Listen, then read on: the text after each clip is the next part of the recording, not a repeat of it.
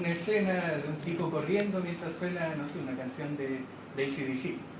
Pero muchos artistas protegen sus canciones, tienen diversos derechos de reproducción, de emisión, de todo tipo. Y también los sellos ponen muchas trabas a la hora de cuando uno quiere solicitar los derechos de emisión.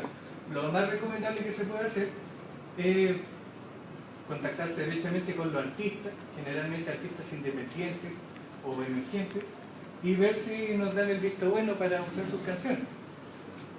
Además de también verificar las licencias que contengan sus canciones. Siempre hay que verificar el marco legal de cada elemento.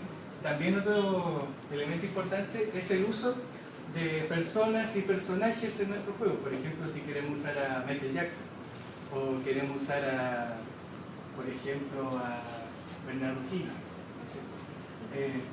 No es tan grave porque si son personajes de la cultura pop o personas de la cultura pop, se atribuye el derecho como de dominio público.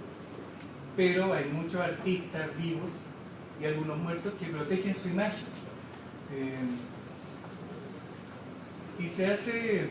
Y por eso se hace alusión a personas famosas muertas y o de renombre. En el caso de los personajes sin el permiso del creador, es casi imposible su uso a menos que sea como una parodia del personaje.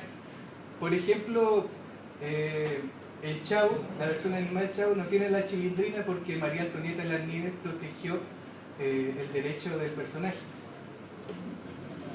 Bueno, sigamos con la planificación. Es una fase muy importante porque se establecen todas las tareas necesarias que se van a involucrar en la creación del videojuego y se reparten entre los distintos componentes del equipo desarrollador. También se fijan los plazos para la ejecución de dichas tareas y se fijan reuniones clave donde hay que reportar todos los avances y problemas que se puedan presentar en el camino mediante herramientas de diagramación, por ejemplo la carta Gantt. Y el tiempo de cada ítem depende de cuántas personas estén trabajando en un videojuego. Por ejemplo, para una persona la programación puede ser un semestre, incluso un año, pero ya si son 3, 4 personas se puede acortar ese límite. En la parte de diseño, la cual es una parte muy compleja, se tiene que estructurar todas las facetas creativas y necesarias para la producción de un videojuego que se definieron originalmente en el concepto. En esta fase se deben tomar todas las decisiones relativas a la creación, la cual involucra la historia. Es muy similar a escribir un libro, pero se acerca mucho más a una obra de teatro, porque hay que explicar con lujo de detalle lo que diga cada personaje en cierto momento, o simplemente narrar una historia. Por ejemplo, los Zelda, que es una historia muy extensa. La mecánica también es importante, determinar cómo va a funcionar nuestro videojuego. Por ejemplo, si vamos a hacer un juego de pelea, no sé, que tenga fatalities, o que los personajes sean, no sé, sean puros personajes de alienígenas. En el arte también hay que tener claro cuál va a ser el estilo del juego. Por ejemplo, cel shade o forma más realista como Battlefield, o por ejemplo antiguamente también el cel shade como por ejemplo Beautiful Joe, ejemplo de PlayStation 2. Para este procedimiento los diseñadores suelen usar Photoshop, Paint Pro de Corel, GIMP, que es el equivalente pero gratuito, o también puede ser a mano con un blog o algún tipo, un cuaderno o cualquier tipo de papel y diversos lápices según la técnica del dibujante. También hay que definir la musicalización, en la cual se van a desarrollar todos los elementos sonoros que se van a incluir, como las voces, sonidos ambientales, los efectos de sonido, la composición de melodías, la música incidental, que por ejemplo se ve mucho en el cine de terror, cuando aparece un zombie y sale una canción bien fuerte, en un clima con un volumen muy bajo. Y el estilo de la banda sonora. Por ejemplo, si queremos hacer un videojuego basado en los 60, tenemos que usar música acorde a la época.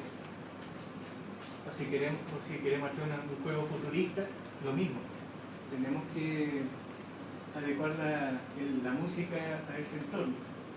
Aquí en la programación que se va a definir, describe la manera en que el juego se va a implementar en una máquina, mediante un lenguaje de programación deseado y siguiendo una determinada metodología.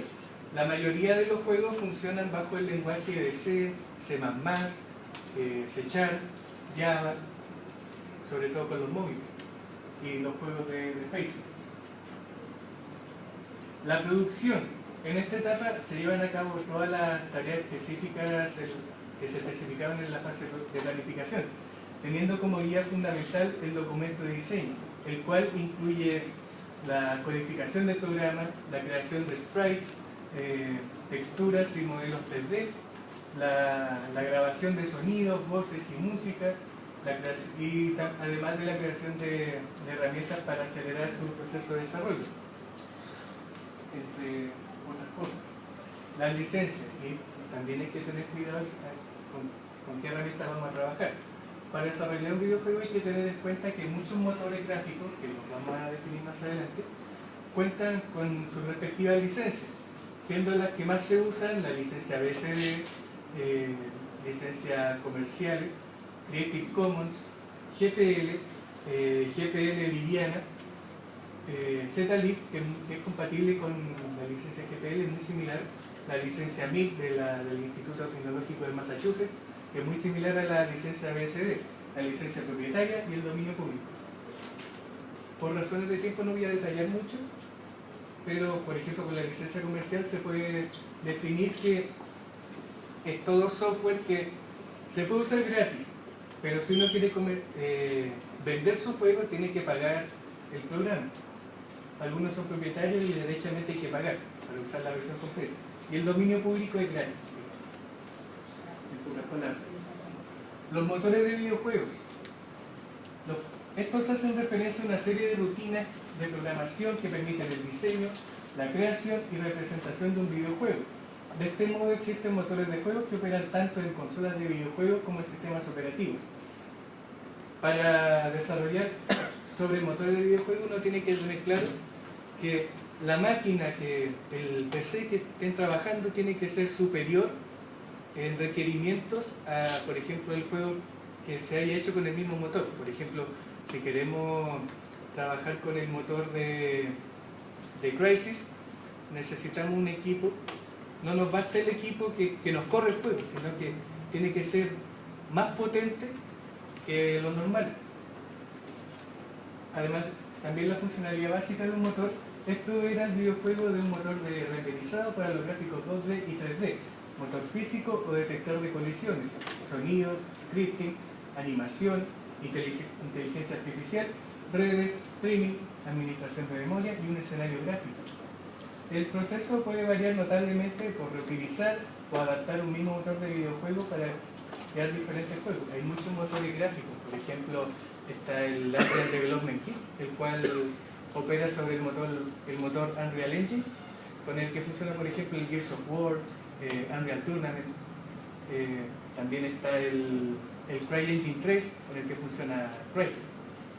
Y hay otros motores más livianos, por ejemplo, está el motor de juegos de Blender, que es gratuito, de dominio público, y se pueden hacer cosas muy buenas en equipos de gama media. También está el Microsoft XNA, el cual opera exclusivamente sobre C#, y su fuerte son los juegos en 2D. Y así hay una infinidad de motores de videojuegos que se pueden usar, en lo que la mayoría de ellos se trabajan, como mencioné anteriormente, en C, C++ y C#. Bueno, y lo dije, aunque tengamos la compañía de un motor, se necesitan conocimientos sobre los lenguajes de programación. Tener una noción clara, los cuales la mayoría de los motores utilizan estos lenguajes estructurados. Muchos otros motores funcionan con Python, Java o también lenguajes creados por los desarrolladores. Por ejemplo, ActionScript, que se usa mucho. En la parte de modelado se usan muchas herramientas que también se necesita un equipo sobresaliente para fabricar a los personajes, los mapas y los diversos elementos que tenga el juego. Y se usan herramientas como 3ds Max, Maya, XSI of Image, Blender, vuelve aquí Blender, y otras herramientas. Pero también hay herramientas que se desarrollan internamente y que facilitan muchas de las funciones más comunes en el proceso de creación, como ZBrush, que funciona casi como esculpir al personaje. Ya sea si es un juego 2D, 2.5D o 3D, el método más fácil para crear sprites y objetos, por ejemplo en Street Fighter 2, es a partir de modelos 3D. Antiguamente se hacían cuadro por cuadro, como Tom y Jerry, por ejemplo, los dibujos animados antiguos, se dibujan los personajes cuadro por cuadro. Hoy en día se usan modelos 3D y en base a cada frame se captura el movimiento. Otro elemento importante es aquí el sonido, ya procesar el sonido. Los ingenieros dedicados a esta materia se encargan de crear sonidos para cada objeto o personaje en el juego. Pueden crear sonidos desde cero o utilizar sonidos ambientales y modificarlos según las necesidades y propuestas del equipo de desarrollo.